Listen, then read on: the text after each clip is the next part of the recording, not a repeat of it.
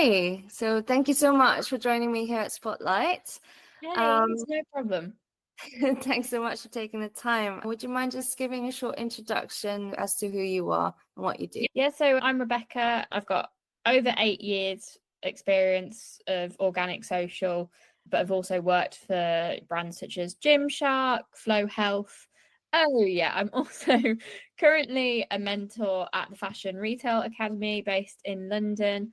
Finally, I'm a blog columnist for the Pretty Little Marketer community, covering platform updates. So a lot of different things happening, but I very much enjoy it.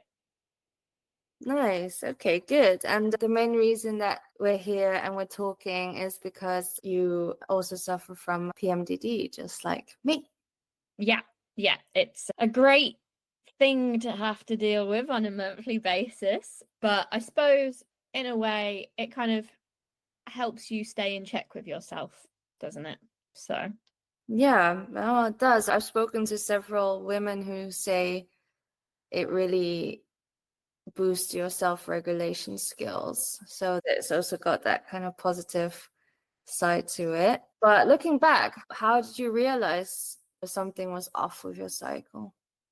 so I've always been quite an emotional person, and I have had to learn to love that about myself because a lot of people, especially society in general, like they always say that women are overly emotional and you just think that's normal.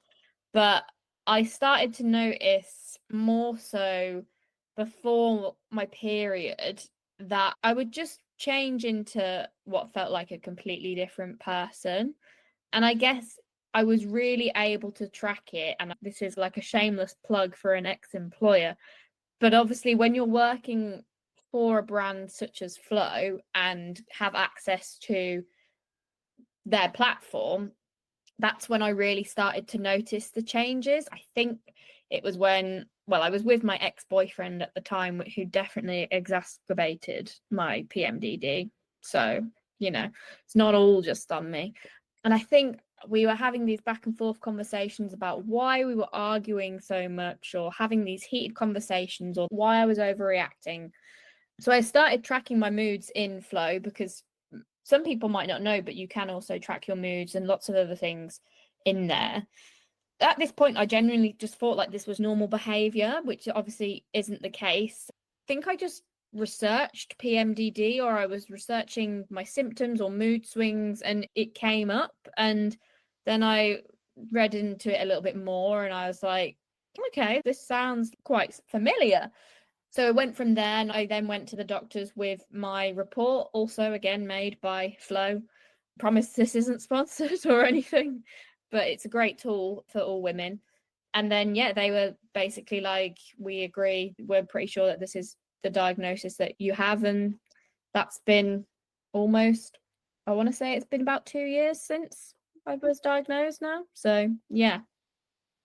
Oh, amazing. Like you're the first person who I talked to whose diagnosis journey has gone so smoothly. So that makes me really hopeful. So it's so different from all the stories you hear of like, yeah, they didn't believe me or they just dismissed it or they misdiagnosed me. So what in this do you think made the difference that, in your case it went so well?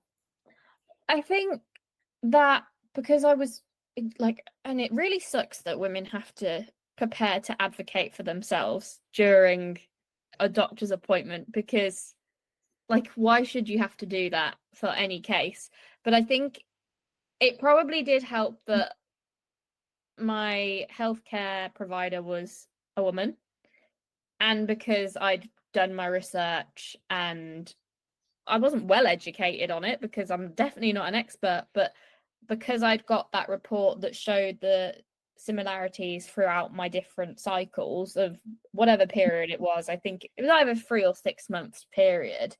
I think that definitely helped. And I'd really pinpointed down all the symptoms that were possible. So not just the irrational emotional reactions, but I can't remember what springs to mind with the other symptoms right now, but I'm pretty sure bloating's one of them, and just not great stuff to have to deal with. Headaches was definitely something that I always used to have as well. But again, it's just disregarded as, oh yeah, that's just your period, or oh yeah, that's just time of the month, normal hormones and everything, but it's not. Yeah, makes sense. So like in my case, I've been to several healthcare providers who didn't really accept my self-diagnosis of PMDD, but this last one, the difference was that I brought my partner, who is a man, who Interesting. at first was sitting there silently while I was explaining, where then the healthcare provider, my GP, was like, well, I'm not sure. Are you sure it's not just anxiety? Are you sure it's not, blah? And when he started with what's really affecting our relationship, and I'm feeling very anxious about it, and I'm not doing well, that's when she started to listen and went, wow, if it's affecting your relationship that badly, we definitely have to do something about it. That I've definitely said something like this recently to someone, if it wasn't yourself, but I'm just so lucky that in the relationship that I am in now, that I've got such an understanding and supportive partner.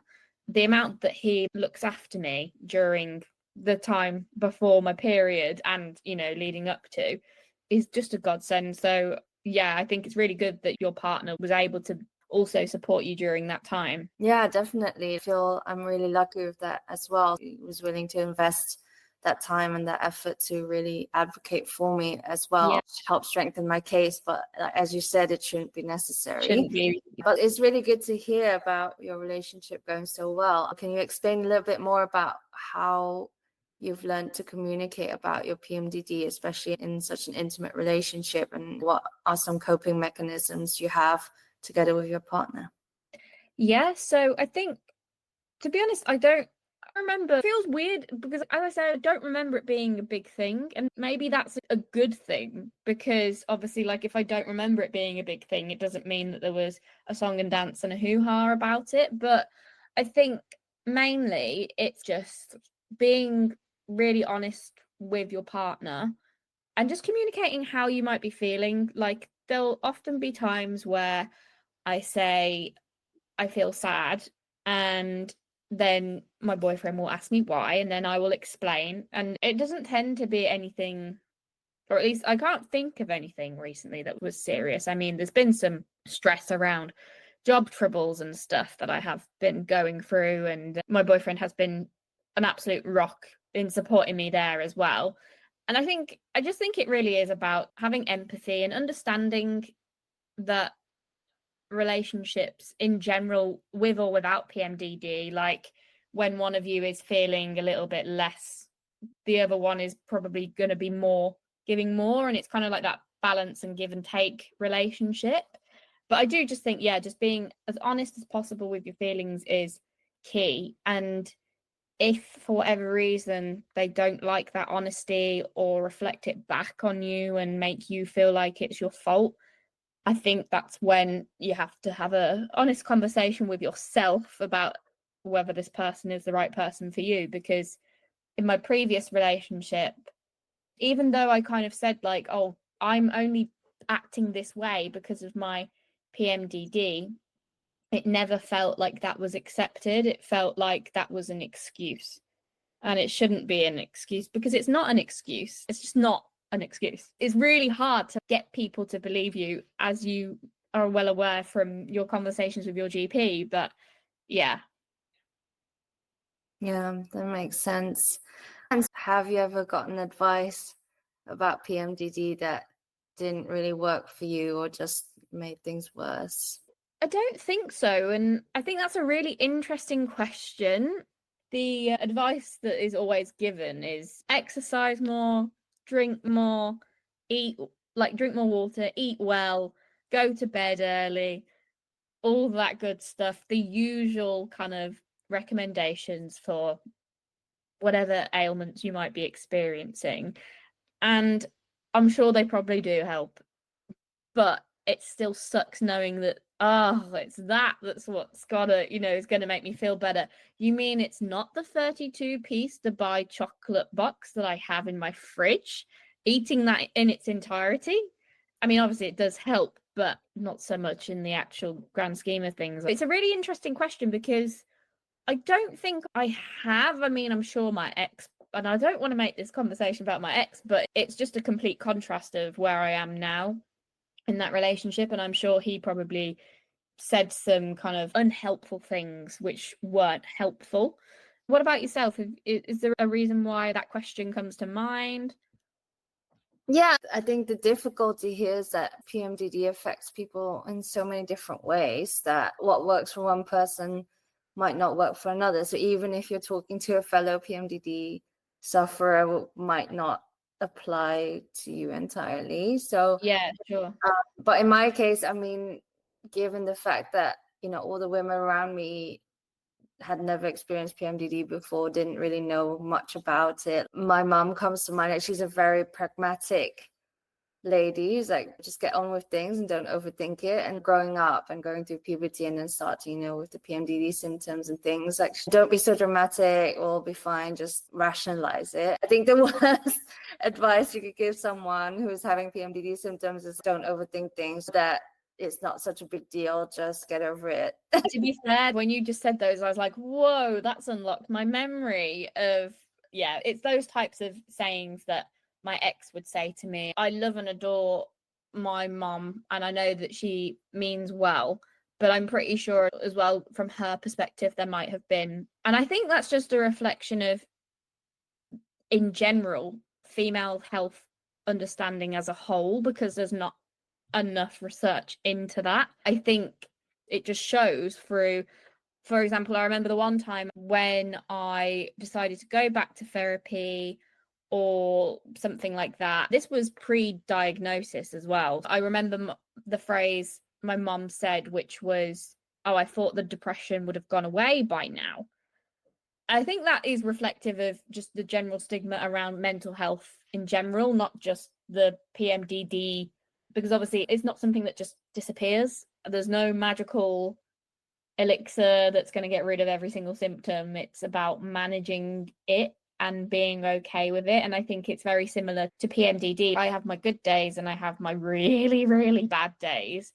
Thankfully, my really, really bad days do seem to be less frequent. As I mentioned earlier, I've got various different things happening and going on at the moment where I'm being too hard on myself, which I think, yeah, are throwing things off a little bit. But I think as time has gone on, I definitely deal with my PMDD a lot better. Okay, and following on from that, how are you managing your PMDD, like, bad days at the moment? Well, my bad days, I suppose, I can always tell whether I've had or not had enough sleep. And I'm quite bad at going to bed early. I'm a gamer, so whether it's me playing like solo RPGs or whether it's me jumping on multiplayer games with the boys, I just notice that I struggle to get to sleep quicker than if I had maybe like a shower or read a book, for example. So that can definitely impact my sleep, and then I'll just end up scrolling, whether that be on LinkedIn or TikTok or Instagram or a combination of the three.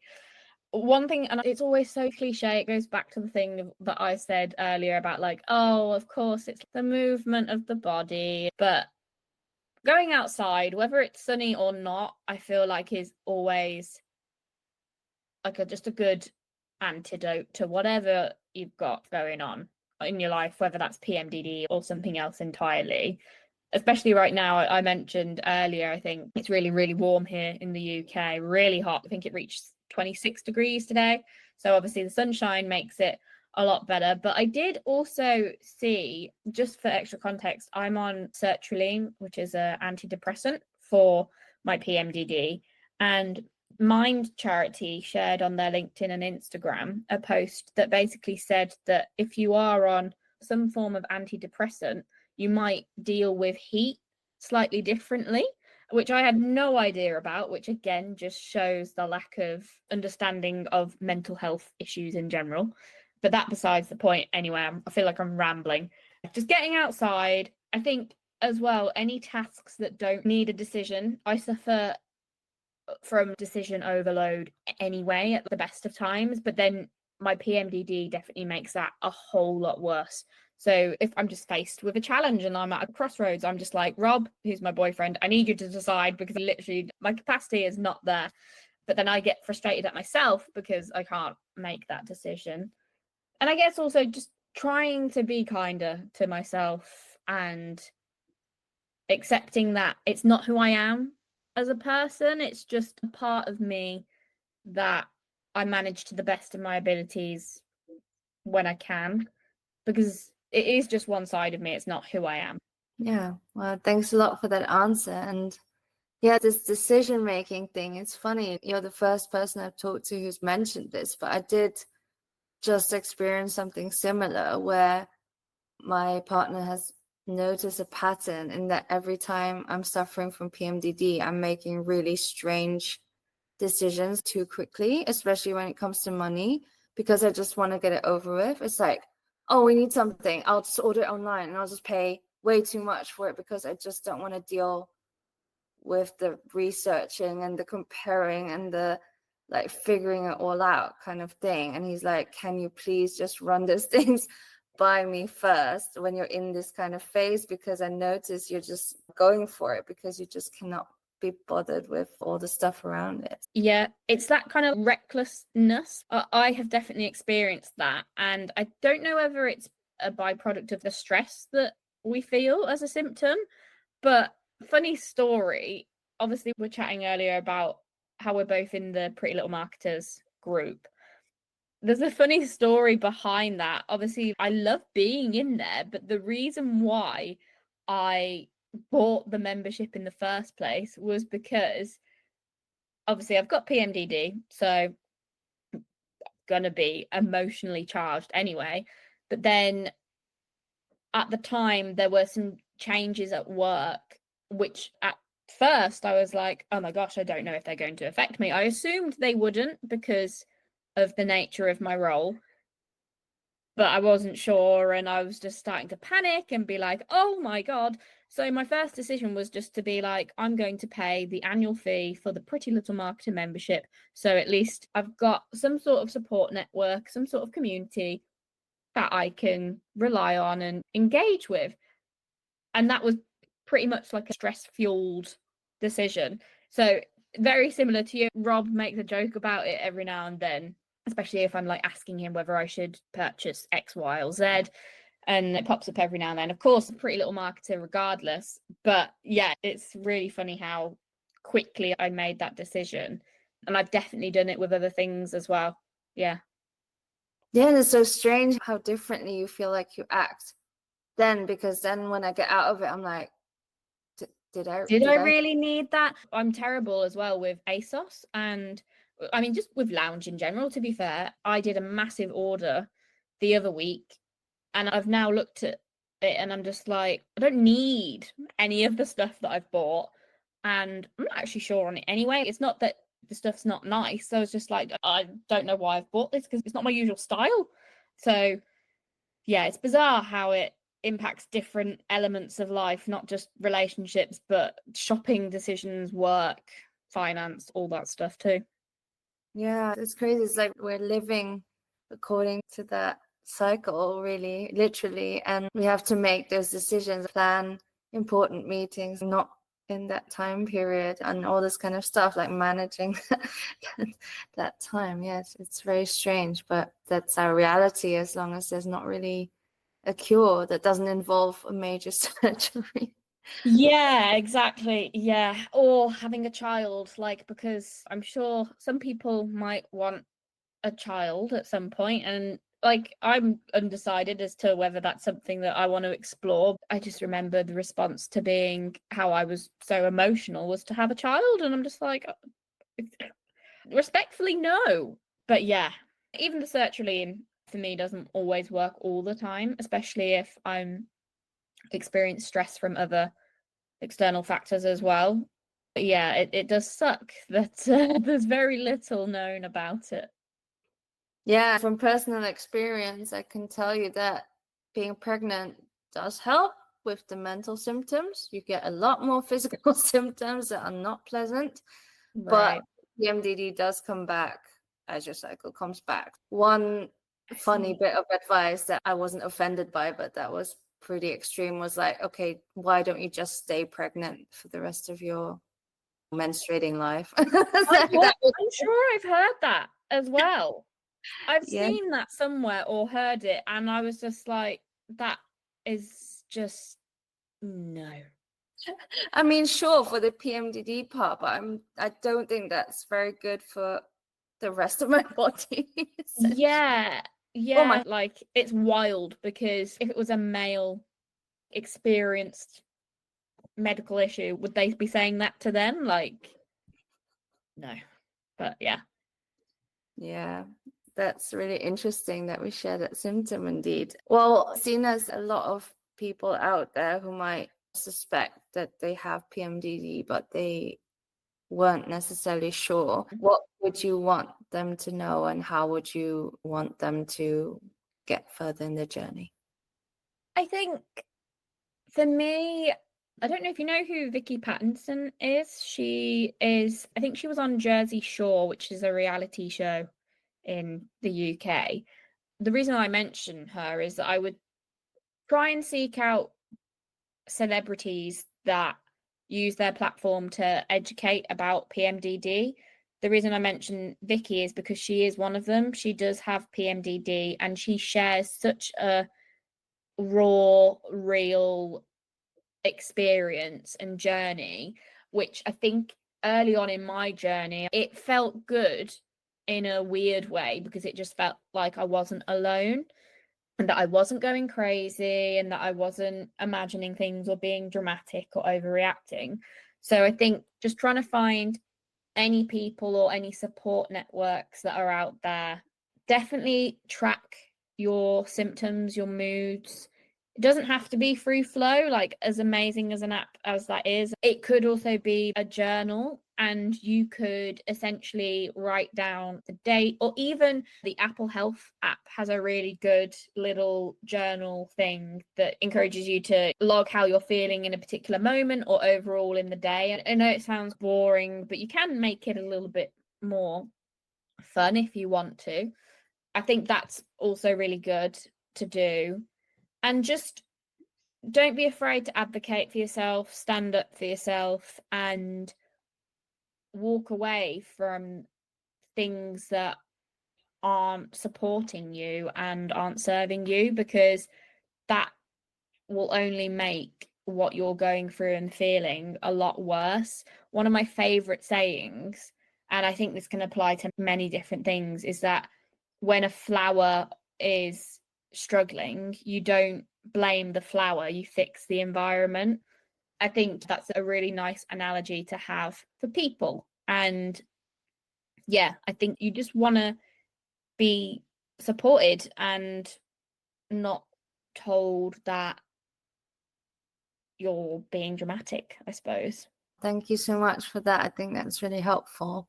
And as my last question, looking ahead, because I always like to look ahead with hope, what are your hopes for the future, both for yourself in the PMDD context and for others who are still trying to make sense of it? Yeah. So for myself, I'm on sertraline, obviously, for my PMDD symptoms.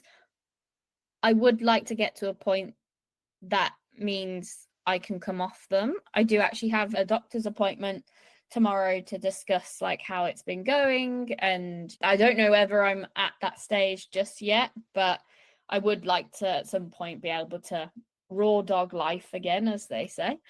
And in terms of PMDD in general, I think it's an obvious one, but I do hope that more women feel supported and believed and can get the diagnosis that they deserve, but also that just more research and just awareness of the condition as it is. And I think chats like these are only going to help further that, but just not shying away from taboo topics, because obviously periods and menstruation, they are still very much a taboo topic. Even in some cultures, they are seen as disgusting and dirty, which is obviously not the case. Like, it's literally just a biological thing that happens to women and trans men, or anyone with a uterus, basically. So yeah, it's just my hope is that more research is done, charities around it are funded, and yeah, diagnosis has become easier. Yeah, I like that hopeful vision for the future. Yeah, I think it can be done, and I think people just need to keep talking about it, and not just women as well, but partners, brothers, whoever is in someone's life who thinks they've got PMDD, just help them advocate for themselves and advocate for them as well. I think you're the perfect example of that when you went with your partner to the GP and he was there to support you. I think that's also how we can win, if that's how we want to put it. Yeah, definitely. Is there anything you want to add? Because I'm out of questions. I don't think so. I've really enjoyed this chat though. I prepared loads of notes because obviously the questions that you sent over, and I thought they were really great and allowed me to reflect on my journey myself as well. I think I've said a lot, really enjoyed it. And I think, yeah, I'd love to have more conversations as well around PMDD. And I think if anyone else is maybe thinking that they might have it or wants to know more, let's have that conversation, because that's also only going to help the awareness of the condition and further the progress that we can make as well. So, yeah, thank you very much for having me and asking me about my experience. I've really enjoyed it. Well, thank you so much for taking the time and for being so open about it. Thank you very much.